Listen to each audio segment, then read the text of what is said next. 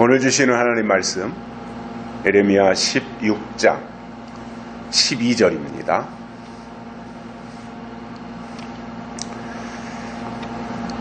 너희가 너희 열조보다 더욱 악을 행하였도다. 보라, 너희가 각기 악한 마음의 강팍함을 따라 행하고 나를 청종치 아니하였으므로. 아멘.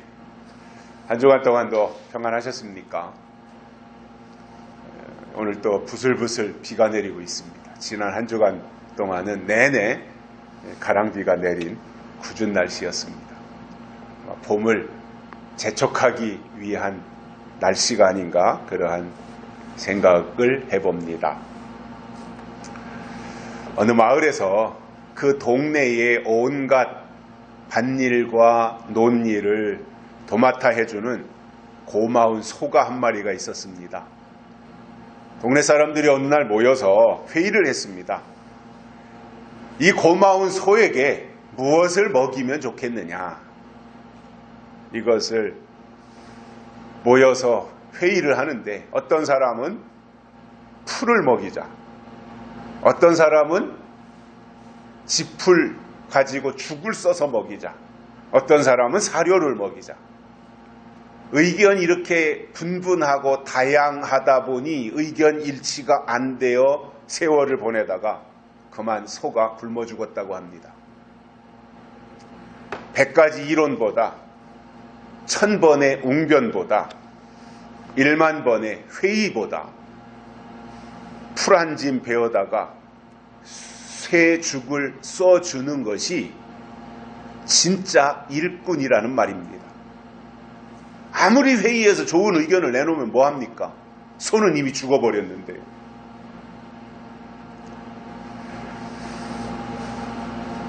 제가 무슨 얘기를 하고 싶은 거냐 하면 많은 사람들이 본질이 아닌 것에 매달려가지고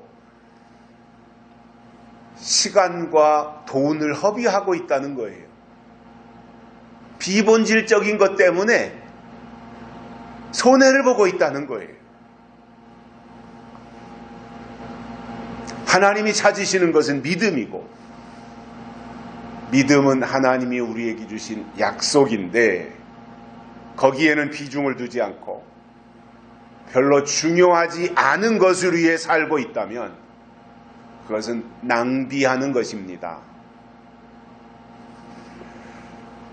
정작 필요한 것이 무엇이고 중요한 것이 어떤 것인지를 알며 거기에 맞도록 발빠르게 대응하는 것이 지혜라는 말입니다. 오늘은 지난주에 이어서 재앙에 대한 하나님의 대답 두 번째 시간으로 본문을 통해서 세 가지를 깨닫고 은혜를 받겠습니다. 첫째로 유다 백성들은 열조보다 더 악을 행했다라고 말씀하고 있습니다.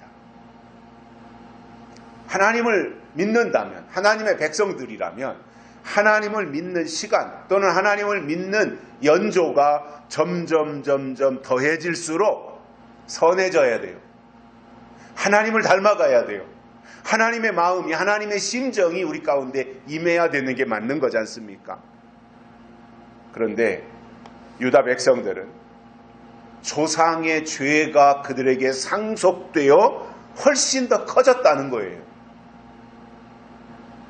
죄를 줄이고 죄를 축소하고 하나님을 향한 마음이 더 커지고 풍성해야 되는데 반대로 했다는 말입니다. 그러면서 유다 백성들이 하나님께 또는 예레미야 선지자를 향해서 했던 말이 뭐예요? 여호와께서 이 재앙을 우리에게 선포하시는 이유가 무엇입니까? 도대체 우리가 하나님께 무엇을 잘못했기에 이러시는 것입니까? 이렇게 따져 물었다는 것입니다. 그들은 끝까지 자기들의 죄악을 성찰하지 않았고 오히려 우리가 죄를 지은 적이 없는데 하나님 앞에 범죄한 적이 없는데 억울하다는 듯이 하나님 앞에 발끈했다는 거예요. 시편 1편 1절에 보면 복 있는 사람에 대해서 설명하는 내용이 나옵니다. 복 있는 사람은 악인의 꾀를 쫓지 아니하고 죄인의 길에 서지 아니하고 오만한 자의 자리에 앉지 아니하고 오직 여호와의 율법을 취하러 묵상하여 그 율법을 취하여 저는 시냇가에 심은 나무가 시절을 쫓아 과실을 맺으며 그 잎사귀가 마르지 아니한 같으니 그 행사가 다 형통하리로다. 이렇게 말씀해 주고 있습니다. 복 있는 사람은 이렇다는 거예요. 시냇가에 심은 나무가 시절을 쫓아 과실을 맺는 것처럼 그 행사가 다 형통한다 이렇게 말씀하고 있습니다. 그러나 반대로 악인은 그렇지 않으며 이렇게 말씀하시면서 오직 바람에 나는 겨와 같도다 이렇게 말씀하고 있습니다. 비교가 되지요. 복 있는 사람은 시절을 쫓아 과실을 맺는다고 했는데 악인은 바람에 나는 겨와 같도다 이렇게 말씀하면서 그러므로 악인이 심판을 견디지 못하며 죄인이 의인의 회중에 들지 못하리로다 이렇게 설명했습니다. 솔로몬 이후로 히브리 민족이 두 개의 나라로 분열합니다. 남쪽에는 유다가 차지하고 북쪽은 이스라엘이라고 하는 이름을 가진 10지파가 차지하게 됩니다. 자, 그러면 솔로몬 때까지는 하나의 나라였고 하나의 민족이었는데 성전 짓는 문제로 그들이 갈등이 생겨서 분열이 됐단 말이에요.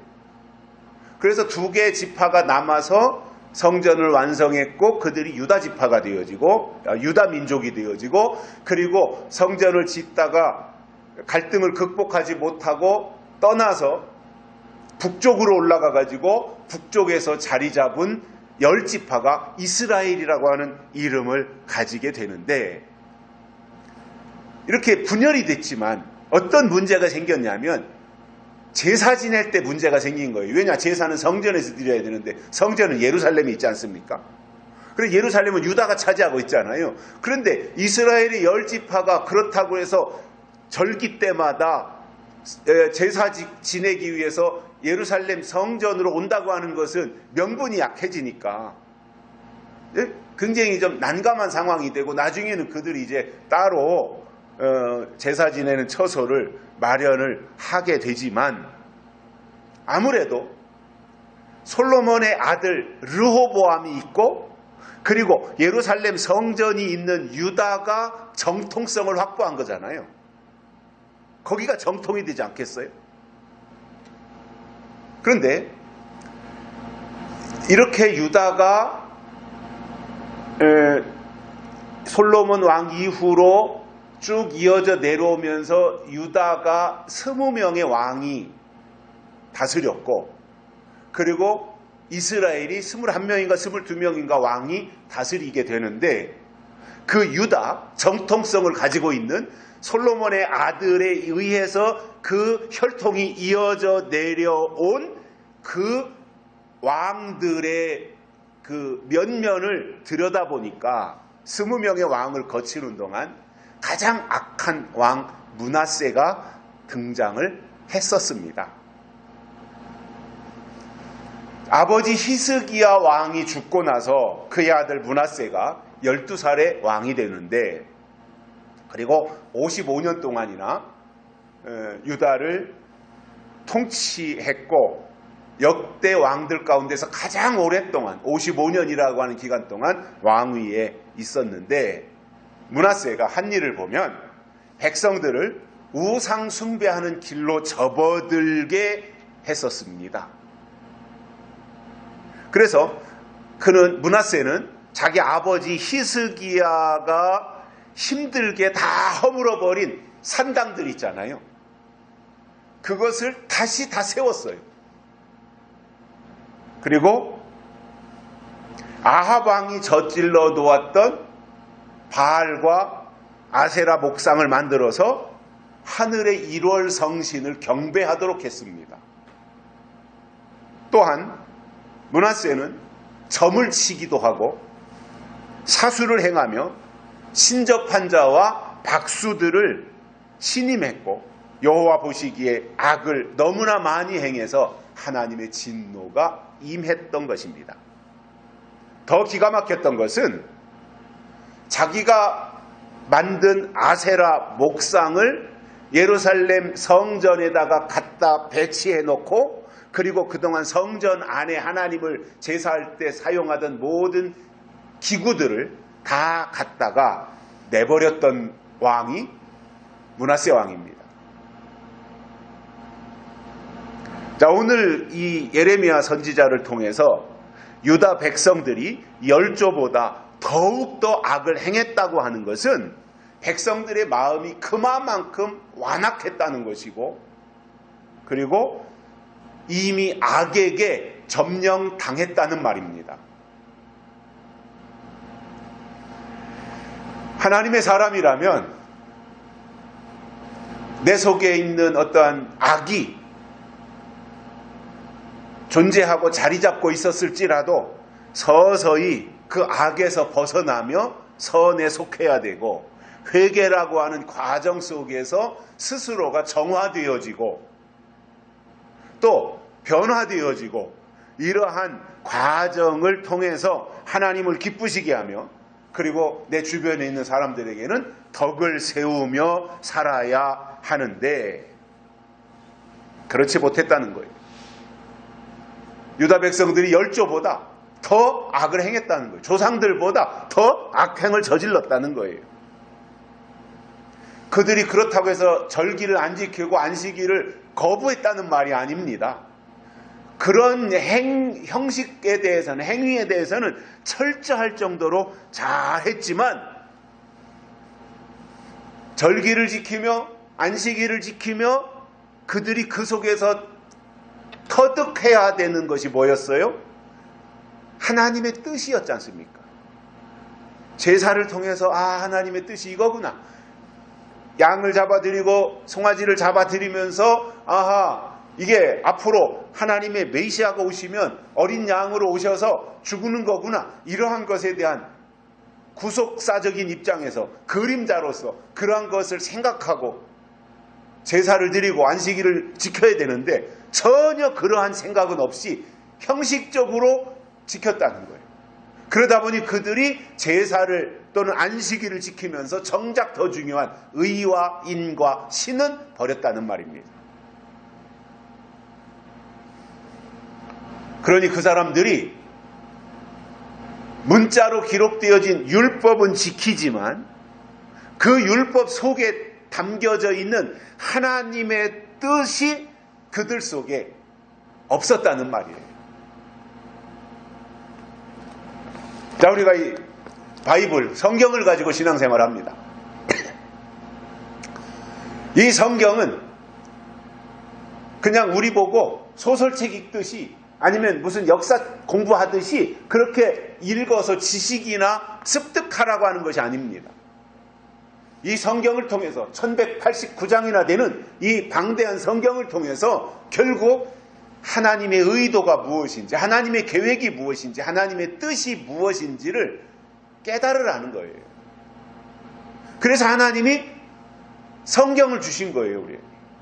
이 성경을 통해서 하나님의 뜻을 깨닫고 하나님의 사람으로 살아가라고 하는 의미라는 말입니다. 그런데 하나님의 뜻이 그들 속에 없었다고 하는 것은, 안식일을 지키면 뭐합니까? 하나님의 뜻이 없는데. 절기를 지키고 제물을 드렸으면 뭐합니까? 정작 더 중요한 하나님의 뜻이 그들 속에 없다면 의미가 없는 거지 않습니까?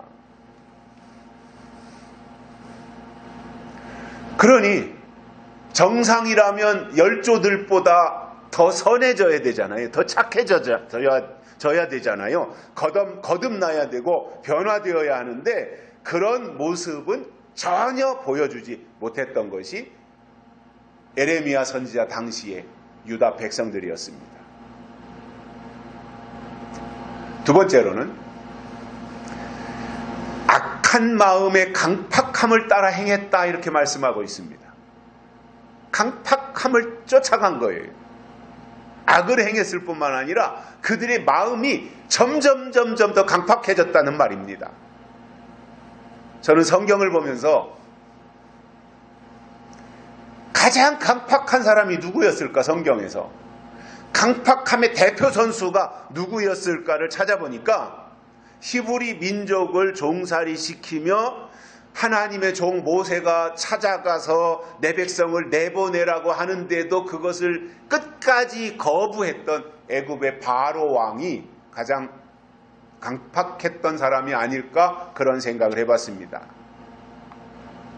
어떻게든지 히브리 민족을 붙잡아 놓으려고 고집을 부리고 말을 안 들으니까 10가지 재앙이 애굽 땅 전역에 내려졌지만 하나, 첫 번째, 두 번째, 세 번째, 네 번째, 다섯 번째, 여섯 번째, 일곱 번째, 여덟 번째, 아홉 번째 재앙 임할 때까지 바로 왕이 꿈쩍도 하지 않아요. 그러다가 장자가 죽어나가는 재앙이 임하니까 어쩔 수 없이 항복하고 말았던 거죠. 항복합니다. 히브리 민족은 다 나가세요. 가고 싶은 땅으로 가세요. 하고 허락을 했는데 금세 또 마음이 바뀌어가지고 뒤쫓아가잖아요. 그 애굽 히브리 민족을 붙잡아 다시 데려오려고 군대를 보내가지고 금세 뒤쫓아가게 만들었던 것이 바로 왕이었습니다. 그런데 이런 강팍함은 비단 바로 왕뿐만이 아니라 에레미야 선지자 때 유다 백성들도 똑같다는 거예요. 오늘 본문처럼 악한 마음의 강팍함을 따라 행했다 이렇게 말씀하고 있으니 악한 마음이 강팍하기까지 했으니 이게 얼마나 더한 것이에요. 마가복음에 보면 예수님께서 4가지 밭의 비유를 통해서 마음밭, 심령 상태를 설명한 것이 있습니다. 첫 번째가 길가, 두 번째가 돌밭, 세 번째가 가시밭, 네 번째가 좋은 밭 이렇게 설명을 하시면서 제대로 자라나고 열매를 맺는 것은 좋은 밭이다. 밭이 좋아야 된다. 아무리 거기에 좋은 씨가 떨어졌더라도 길가에 또는 돌짝밭에 또는 가시밭에 떨어진 것은 제대로 성장하지도 못하고 뿌리도 내리지 못하더라는 거예요. 씨는 하나님의 말씀이지만 어떤 마음밭에 떨어지느냐에 따라서 결과는 다르더라 말입니다. 당연히 하나님의 말씀이 씨로 우리의 심령밭에 떨어져야 되는 것은 맞지만 그것이 결실하기 위해서는, 자라나기 위해서는 밭이 좋아야 된다 그 말이에요. 씨도 좋아야 되지만 밭도 좋아야 됩니다. 밭은 넓은 의미에서는 교회입니다. 좁은 의미에서는 사람의 심령, 마음입니다. 이 두 가지가 씨와 밭이 같이 맞아떨어져야 좋은 결과를 만들어낼 수 있다는 거예요. 계시록 7장에 보면 하나님의 인이 나오는데 먼저 하나님이 하나님의 종들의 이마에 인을 치신다는 내용이 나옵니다. 그리고 인맞은 자의 숫자가 각 지파에서 1만 2천 명씩 12지파에서 14만 4천 명이 인맞은 자들이다 이렇게 설명해 주고 있습니다. 그러면 인이라고 하는 것은 참 중요하잖아요. 제가 이 부분을 설명할 때마다 인은 하나님의 사람으로서 하나님이 표시하시는 것이다 이렇게 설명을 드렸어요. 그래서 구약에서는 할례로 표시하셨고 신약에서는 세례로 표시하셨으며 마지막 계시록이 이루어질 때가 되면 하나님이 인을 치셔서 표시하시는 것이다 이렇게 설명을 드렸습니다. 그러니까 이것은 하나님이 보실 때 너는 내 백성이구나, 너는 내 사람이구나 라는 것을 하나님이 그에게 표시하신 것이었습니다. 그러면 계시록에서 설명하는 인이라고 하는 것은 할례 못지않게, 세례 못지않게 중요한 것인데 인이라고 하는 것을 다른 말로 하면 스룹바벨입니다. 스룹바벨. 인은 스룹바벨이라 그랬어요. 왜냐하면 학개서 2장 23절에 보면 하나님이 스룹바벨을 인으로 삼으셨다 이렇게 말씀하고 있기 때문에 그렇습니다. 사람이 인이라는 말이에요. 스룹바벨이 인이라는 말이에요. 그렇다면 이 내용을 토대로 해서 인이 무엇인지 알려면 스룹바벨이 누구인지 알아야 된다는 겁니다. 스룹바벨이 한 일을 보면 유다 백성들이 바벨론의 포로로 잡혀가서 70년 동안 노예가 됩니다. 포로 생활을 합니다. 그러다가 70년 만에 이제 고국으로 돌아와요. 그러면 이미 바벨론의 포로로 잡혀갈 때 바벨론 군대가 와서 유다를 완전히 다 쑥대밭으로 만들었잖아요. 성전을 다 허물어버렸고 성전 안에서 하나님 앞에 제사 지낼 때 쓰던 모든 그릇이나 이러한 금촛대나 이런 것들을 다 뺏어간 거지요. 아무것도 남은 게 없는 거지요. 그런 가운데서 스룹바벨이 바벨론 포로 생활을 마치고 고국으로 돌아와 보니 성전이 다 무너진 거예요. 아무것도 남은 게 없는 거예요. 그 상황에서 돌아온 백성들은 고국으로 돌아오자마자 널빤지를 구해다가 자기 살 집을 만드느라고 정신이 없었어요. 다 그랬어요. 일단 자기네 집 살 거를 터전을 만들기 위해서 그 일을 행하고 있을 때 스룹바벨이라고 하는 사람은 하나님의 성전을 재건하는 일에 앞장섰던 사람이에요.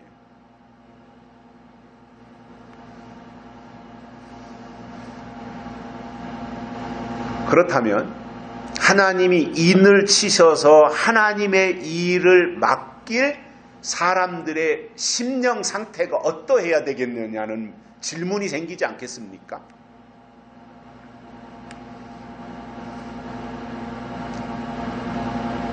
하나님이 아무나에게 그 중요한 일을 맡기시겠어요? 예를 들어서 성전을 재건하는 일, 벽돌 몇 장 갖다 싸다가 아이고 힘들어 나 그만둘래 하고 도망갈 사람에게 그 일을 시키겠습니까? 아니면 사악하고 간사하기가 이를 데 없고 교활하고 교만하며 다툼만 일으키고 분쟁하고 갈라치기 하고 이러한 일을 하면서 사람과 사람의 마음을 이간질이나 시키는 그러한 사람들에게 하나님이 이 중요한 인을 치시겠습니까? 자기만 옳다고 하고 사람들을 선동하고 사람들을 엉뚱한 것을 바라보게 하고 다른 방향으로 가게 하는 이러한 일을 행하는 사람들에게 하나님 이와 같이 중요한 일을 맡기겠습니까? 생각이 편향되어 있고 자기 자신만을 생각하는 그 사람에게 그리고 입으로는 앵무새처럼 그냥 주워 들은 것에 대해서 그것이 계시록이 됐든 아니면 레위기가 됐든 창세기가 됐든 그런 얘기나 짓거리는 그러한 사람들에게 하나님이 이 중차대한 일을 맡기시겠습니까? 아니면 온유하고 겸손하게 충성스러운 모습으로 맡기신 분을 위해서 일하는 사람에게 하나님이 인을 치시겠습니까? 여러분들이라면 어떻게 하시겠습니까? 저라면 제가 중요한 제가 생각할 때 제가 볼 때 저 자신이 이건 굉장히 중요한 일이다라고 해서 누군가에게 그 일을 시킬 때 또는 맡길 때 누구에게 맡기겠습니까? 이건 중요한 일이니까 이 일은 이때까지 꼭 해야 된다 라고 말했을 때 그 말을 한쪽 귀로 듣고 한쪽 귀로 흘러버리고 지 마음대로 하는 사람에게 제가 그 일을 맡기겠습니까? 아니면 제가 말한 것 그 이상으로 그 일을 잘 해낼 사람에게 제가 그 일을 맡기겠습니까?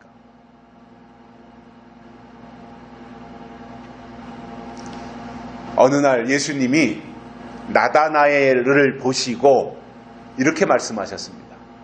나다나엘은 그 속에 간사한 것이 없도다 이렇게 말씀하셨어요. 나다나엘이 예수님에게 오는 것을 딱 보니까 너는 이스라엘 사람이다. 내 속에는 간사한 것이 없구나 이렇게 말했어요. 그러니까 나다나엘이 깜짝 놀란 거예요. 아니 저를 언제 보셨습니까? 저를 어떻게 아십니까? 이렇게 생각할 수밖에 없잖아요. 그게 나다나엘이라고 하는 사람의 그 생각 또는 그 마음을 예수님이 통찰하신 거죠. 꿰뚫어 보시는 거지요.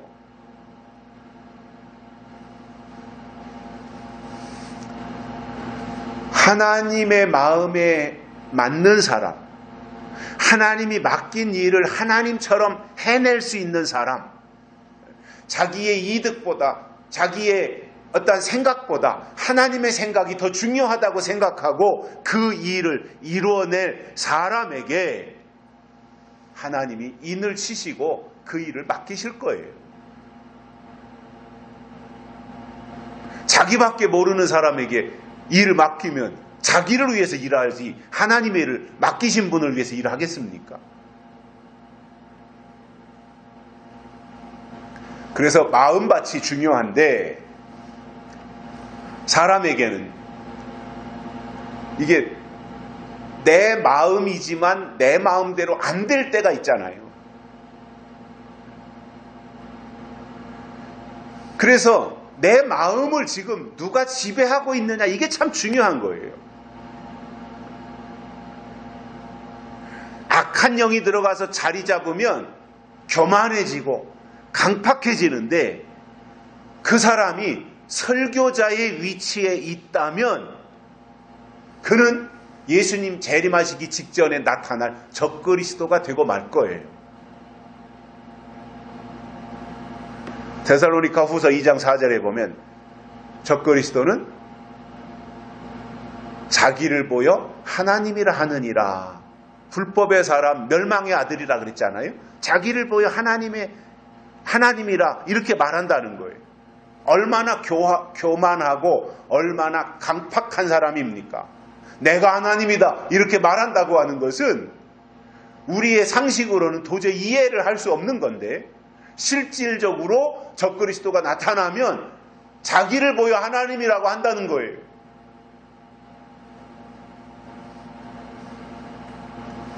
요한계시록에서 적그리스도를 설명하는 것을 보면 요한계시록 9장에서는 여섯째 나팔이라고 설명했습니다. 여섯째 나팔. 그리고 계시록 13장에서는 바다에서 올라온 짐승이라고 설명하는데 머리가 7이고 뿔이 10개 달린 흉측스러운 괴물로 설명하고 있습니다.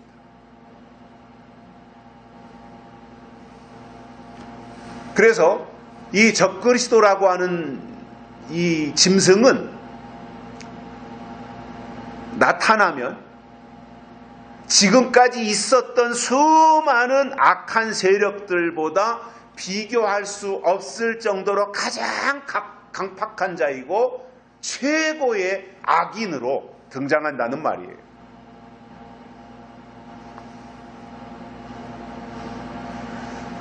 적그리스도가 나타나서 하는 일이 무엇인지에 대해서 계시록 13장 6절은 이렇게 말씀하고 있습니다. 짐승이 입을 벌려 하나님을 향하여 회방하되 그의 이름과 그의 장막 곧 하늘에 거하는 자들을 회방하더라, 이렇게 말씀하고 있습니다. 그러니까 적그리스도는 회방하는 일을 하는 거예요. 하나님을 향해서 회방하고 하나님의 장막을 회방하고 그리고 하늘에 거하는 자들을 향해서 계속해서 방해 부리고 회방하는 그 일을 한다는 말입니다.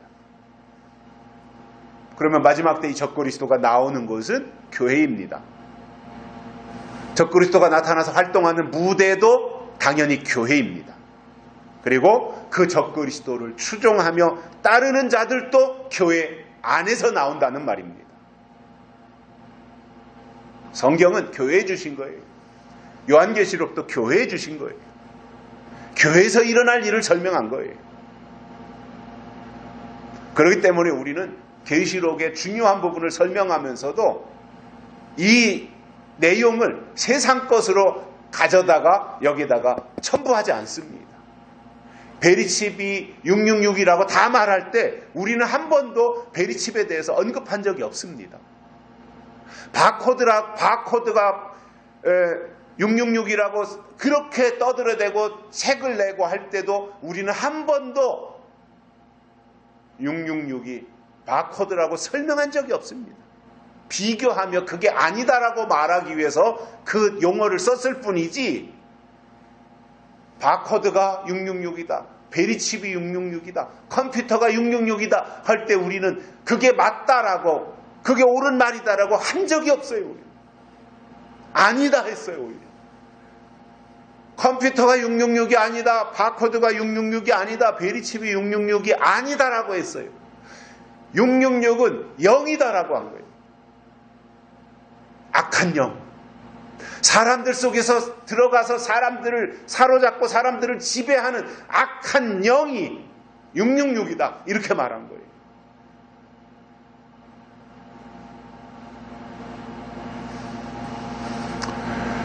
그럼에도 하나님을 섬겨야 될 교회가 엉뚱한 것을 섬기고 예수님이 오실 때 예수님을 맞이하기 위해서 준비하고 기다려야 될 교회가 다른 신을 섬기는 음행을 저질렀기 때문에 하나님은 그러한 교회를 향해서 그 악을, 그 강팍함을 심판하시겠다는 겁니다.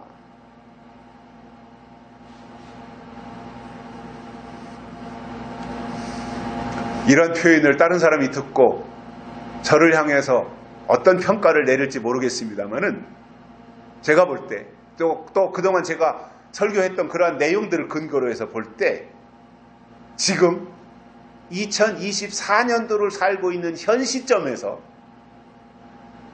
교회는 다 하나님의 집이고 교회 다니면 다 천국 간다라고 말을 한다면 그 사람은 가짜라는 말입니다.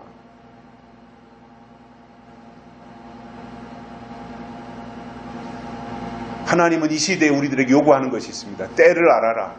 시기를 알아야 된다. 하나님의 법이, 하나님의 뜻이 무엇인지 알아야 된다. 이렇게 말씀하고 있어요. 어린아이는 그런 거에 관심 없어요. 우리 서겸이, 손자 서겸이도 보니까 뭐 때가 뭔지, 계절이 언제 바뀌는지, 시기가 어떻게 되고, 법이 뭔지 아무것도 몰라요. 관심이 없어요. 그런데 그 서겸이가 20살이 되고 30살이 되면 다 알지 않겠어요? 경험을 통해서 겨울이 오는구나, 여름이 오는구나, 가을이 오는구나 이런 걸 다 알지 않겠습니까? 신앙도 똑같습니다. 때를 모른다고 하는 것은 어린아이라는 말이에요. 어린아이가 무슨 하나님의 뜻을 알겠으며 법을 알겠습니까? 성경이 우리에게 장성하라고 하는 것은 그 중에 하나가 하나님의 뜻과 하나님의 때와 하나님의 법이 무엇인지 그것을 잘 알고 준비하고 대비하라는 거예요. 이게 장성한 거예요. 그리고 장성한 자가 다시 오시는 예수님을 맞이하는 것이다. 그 말입니다. 그래서 성경은 우리 보고 장성하라는 거예요. 때를 분별하는 말도 장성하라는 말이에요. 하나님의 법이 무엇인지 깨달으라는 것도 결국은 장성하라는 말이에요. 요한계시록에 보면 예수님이 이 땅에 재림하실 때가 되면 두 종류의 교회가 등장을 합니다. 즉, 이 땅에 존재하는 교회가 두 종류의 교회로 딱 구분이 된다고 하는 것인데 하나는 해를 입은 여자의 교회이고 다른 하나는 음력교회다 그 말입니다. 해를 입은 여자는 장차 철장으로 만국을 다스릴 남자 아이를 낳지만 거짓 선지자 음녀는 미혹하는 일을 할 것이라고 성경은 설명해주고 있습니다. 그러니 신앙생활을 한다고 하면서 마음이 강팍해지면 자기도 모르게 내가 강팍해지고 싶어서 강팍해지는 것이 아니라 악한 영이 들어오면 강팍해지는 거잖아요. 그런데 악한 영이 들어온지 뭔지도 모르고 나는 그리스도인이니까, 나는 주일날 지키는 교인이니까, 나는 교회에서 이런 직분을 가지고 있으니까 나는 하나님의 사람이야, 이렇게 스스로가 생각하고 있는 그 사람 속에 악한 영이 들어가서 지금 지배하고 점령하고 있는 것을 그 사람 자체가 모르고 있다면 그거는 이미 그 속에서 암덩어리가 3기 4기를 지나가고 있는데도 모르고 있는 것과 똑같은 거예요. 그러니 그 사람이 참교회와 거짓교회를 분별할 수 있겠습니까? 전혀 못하잖아요. 그러니 분별하지 못하니까 그는 거짓 선지자에게 미혹을 당해서 결국은 적그리스도를 숭배하게 된다 그 말입니다. 그러니까 입으로는 주여 주여 하면서 실제로는 적그리스도를 자기를 보여 하나님이라고 말할 때 이제부터는 여기가 하나님인가 보구나 하고 따르게 된다는 말이에요. 저는 이대로 이루어질 거라고 확신합니다. 세 번째로는 하나님을 청종하지 않았다 이렇게 말씀하고 있습니다. 여기서 청종이라고 하는 말은 이르는 대로 듣고 따른다는 뜻입니다. 말씀하신 대로 듣고 그대로 따른다는 거예요. 자, 그러면 하나님의 사람이라면 당연히 하나님이 때를 따라 그때마다 내려주시는 말씀을 잘 듣고 따라가야 정상인데 에레미야 선지자 당시에 유다 백성들은 전혀 그렇지 않았다는 겁니다. 그런 의미에서 유다 백성이 되었든 오늘 이 시점에서 교회가 되었든 가장 먼저 해야 할 일은 하나님의 말씀을 청종하는 일이에요. 하나님의 말씀을 잘 듣는 거예요. 지금 이 시대에 하나님이 주신 말씀이 무엇인가? 그것을 찾아야 되고 그것을 들어야 되고 그대로 살아야 되는 거다 말입니다. 그래야 바울이 말씀한 것처럼 믿음은 들음에서 난다고 했는데 그 말씀을 들어야 그 믿음이 생긴다는 거잖아요. 그렇지만 유다 백성들은 하나님의 말씀을 청종하지 않았고 그들 속에 하나님의 뜻은 없었습니다. 말씀을 모르는데 뜻을 알겠습니까? 말씀을 안 들었는데 그들에게 뜻이 있겠습니까?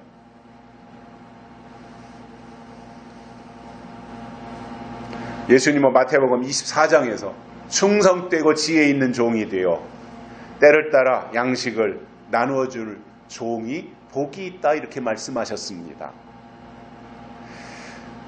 이 말씀을 근거로 해서 볼 때 정말 하나님이 보내신 종이라면 지금이 어느 때인지를 알아야 돼요. 그리고 그때 주시는 양식이 무엇인지 알고 그 양식을 사람들에게 나누어주는 종이 되어야 복이 있다 그 말입니다. 그러나 때에도 관심이 없고 시기가 언제인지도 도무지 알지 못하고 있는데 때도 모르고 시기도 모르고 뜻도 모르는데 그들 속에 하나님의 뜻이 자리 잡겠느냐 말입니다. 또 뜻이 없는데 그때 주시는 양식이 있겠으며 뜻이 없는데 양식을 나누어 줄 종이 있다고 하는 것을 이해하겠느냐 말이에요.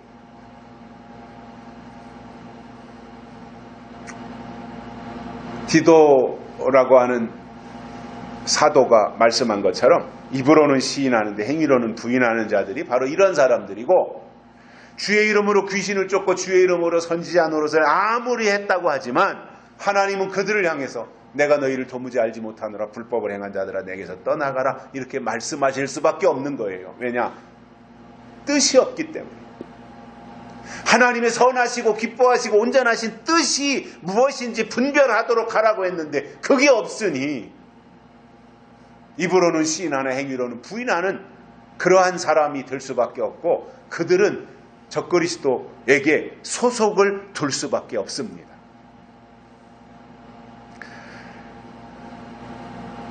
스가랴 7장에 보면 7장 9절과 10절에서 하나님이 유다 백성들이 해야 될 일이 무엇인지 알려주셨어요. 너희는 이러한 일을 해야 된다. 그래서 그 일을 온전히 해야 된다. 올바로 해야 된다. 이러한 말씀을 스가랴서 7장 9절 10절에서 말씀한 이렇게 되어 있습니다. 만군의 여호와가 이미 말하여 이르기를 너희는 진실한 재판을 행하며 피차에 인애하며 긍휼을 베풀며 과부와 고아와 나그네와 궁핍한 자를 압제하지 말며 남을 해하여 심중에 도모하지 말라 하였으나 하나님 이렇게 유다 백성들에게 요구하신 거예요. 스가랴 선지자를 통해서. 그런데 11절에 보면 어떻게 되어 있냐면 그들이 청종하기를 싫어하여 등으로 향하며 듣지 아니하려고 귀를 막으며 이렇게 설명하고 있습니다. 안 들었다는 거예요. 하나님은 너희는 이렇게 해야 된다라고 했는데 그들이 하나님을 향해서 등을 돌렸고 그리고 하나님이 주시는 말씀에 귀를 막았다. 이렇게 설명하고 있습니다.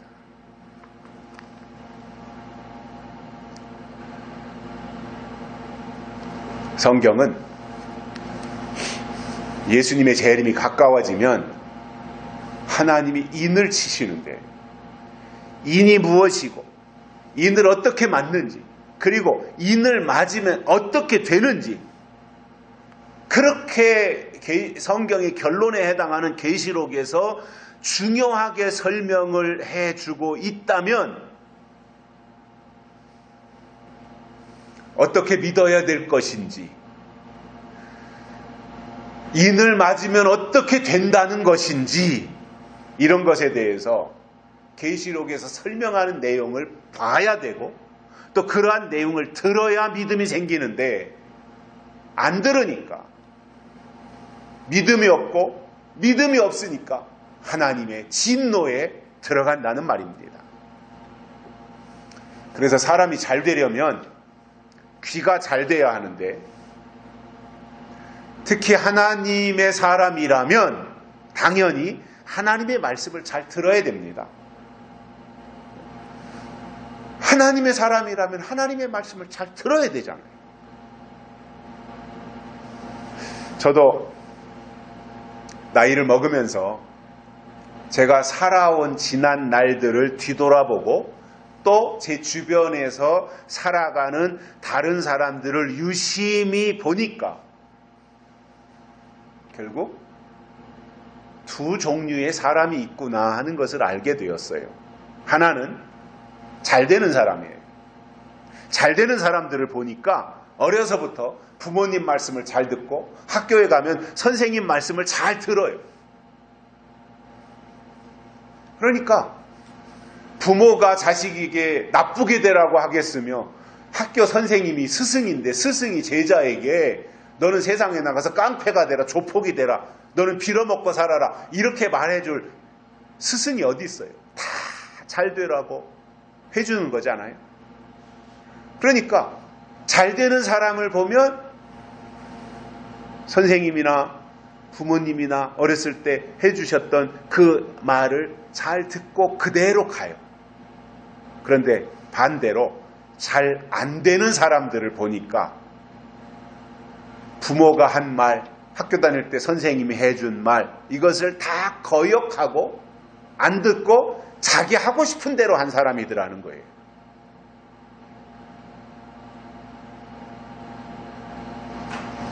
저희 아버지 말씀처럼 꼭 들어야 될 말을 듣지 않는 사람들은 반드시 듣지 말아야 할 말을 듣더라라고 하는 이 말이 정답이라고 저는 생각이 들었어요. 신앙도 똑같아서 하나님이 때를 따라 내려주시는 말씀을 청종하고 들으면 그에게는 그러한 믿음이 자리 잡을 것이고 반대로 옛날 소리만 듣고 때가 지나간 설교만 좋다고 경청하고 있으면 그런 수준의 믿음이 그에게 자리 잡을 겁니다. 그러니까 듣는 게 그의 현재 믿음의 현주소예요. 현재 듣는 말씀이 그 사람의 믿음의 주소이고요. 지금 듣는 말씀이 그 사람의 믿음의 수준인 거예요.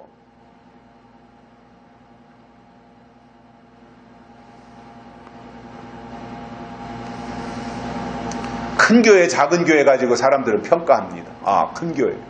큰 교회 목회하니까 큰 목사님이니까 아주 훌륭한 목사님이.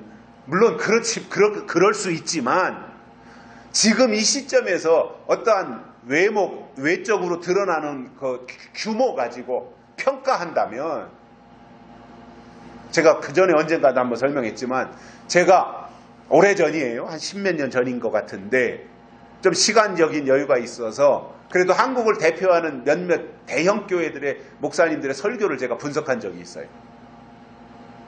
전수조사는 아니고 몇 개만 선별해가지고. 그런데 한결같이 뭐냐? 굉장히 설교가 쉬워요. 물론 쉬운 건 좋은 거예요. 아무나 다 들어야 되니까. 그런데 쉽게 해야 되는 것은 당연한 거지만 그 속에 이 시대에 하나님의 뜻이 무엇인지 하나님의 뜻이 담겨 있어야 하나님의 말씀인데 그건 배제되었더라는 거예요. 그러니까 뭐 철학적으로, 뭐 논리적으로 이렇게 설교를 하라는 것이 아니라 성경에 있는 그대로, 이왕이면 처음 교회 나온 사람도 듣고 이해할 수 있도록 쉬운 용어를 써서 설교해야 되는 것은 맞지만, 쉽게 하든 어렵게 하든 중요한 것은 뭐예요? 그 시간에 그 속에 하나님의 뜻이 담겨 있어야 된다는 거예요. 그런데 제가 살펴보니까 하나님의 뜻이 없어요.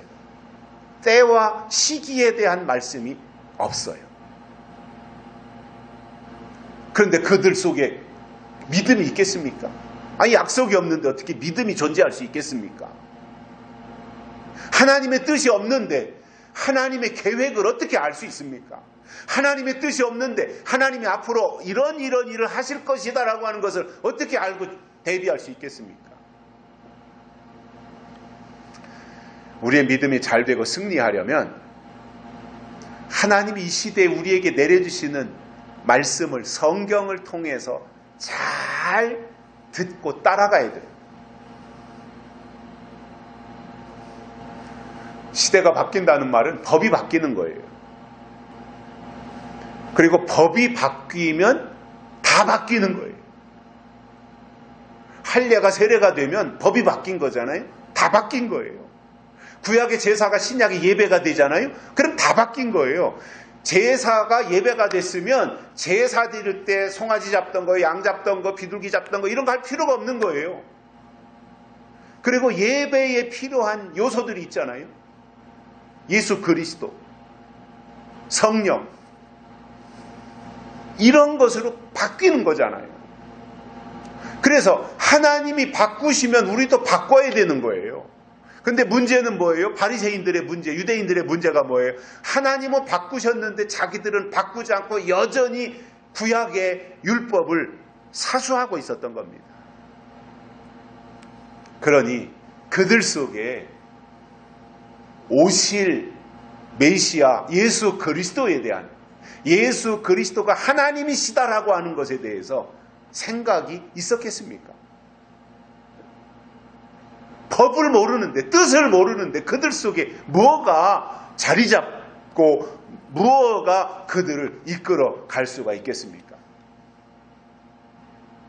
때를 아는 것이 중요한 이유는, 그래야 그때 주시겠다고 하신 하나님의 법과 하나님의 뜻이 무엇인지 알 수 있기 때문입니다.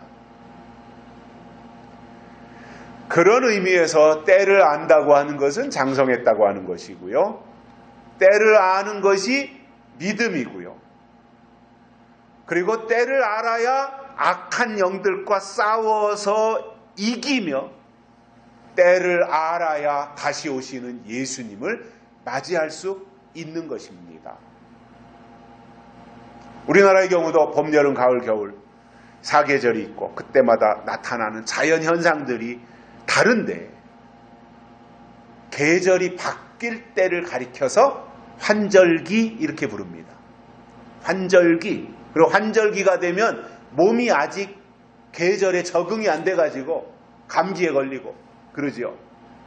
어떤 사람은요, 1년 4계절 바뀔 때마다, 계절이 4번 바뀔 때마다 감기에 걸리는 사람이 있어요. 그러니까 이 계절이 바뀌는 그 과도기를 뭐라 그랬죠?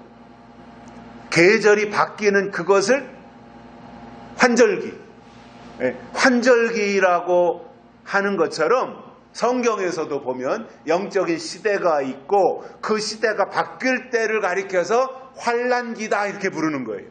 세상이 계절이 바뀔 때를 환절기라고 한다면 성경에서 시대가 바뀔 때를 환란기다 이렇게 말한다는 말이에요. 그래서 구약이 끝나고 신약으로 넘어올 때 400년 동안이라고 하는 암흑기가 있었는데 그때가 바로 환란기였습니다. 마찬가지로 신약이 끝나고 예수님이 이 땅에 다시 오실 때가 가까워진다고 하는 것은 시대가 바뀐다는 말인데, 그 시대가 바뀔 때가 되면 7년 대환란이라고 하는 환란기가 또 있단 말입니다.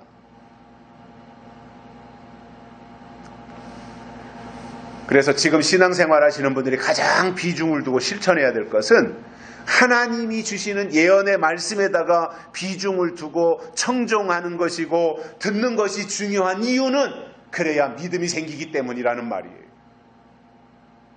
결론으로 하나님은 사랑이신데 사랑의 하나님이 왜 재앙을 내리시는가 이거예요.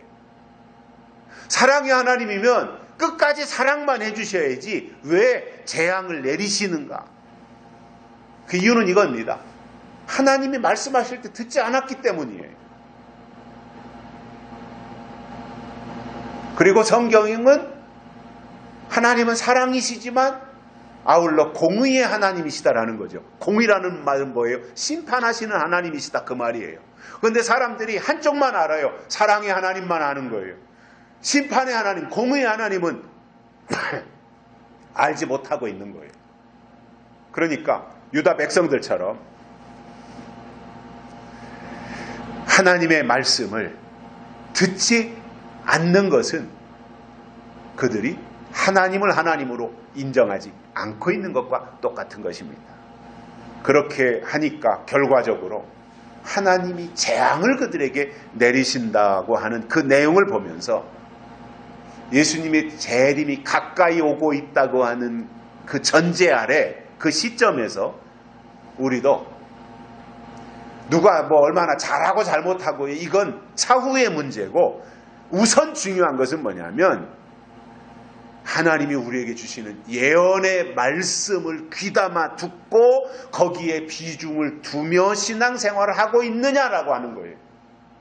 그리고 나서 그 다음에 이것도 해야 되고 저것도 해야 되고 다른 것도 해야 되고 이것이 갖춰져야 되는 것이고 우선은 지금 이 시점에서 하나님이 우리에게 내려주시는 예언의 말씀에 비중을 얼마만큼 두고 있느냐 이것이 중요하다고 하는 이 내용을 우리가 잘 귀담아 듣고 하나님 앞에 칭찬받고 상급받는 신앙생활 하시기를 주의 이름으로 축복합니다. 살아계신 하나님 아버지 감사합니다. 오늘도 우리를 불러주시고 하나님의 말씀을 듣게 해주셔서 감사를 드립니다. 오늘 주신 이 말씀 우리의 마음판에 새기고 유다 백성들을 향해서 하나님이 재앙을 내리실 수밖에 없었던 그러한 이유들을 우리가 들었으니 우리는 여기에 해당하지 아니하고 끝까지 하나님의 뜻대로 믿음 생활하고 예언의 말씀을 통해서 하나님의 뜻을 깨닫는 저희들 되게 해 주시옵소서. 다시 오실 예수님의 이름으로 간절히 기도드리옵나이다. 아멘. 찬송가 427장 부르시면서 헌금 드리시겠습니다. 427장 1절과 4절 부르시겠습니다.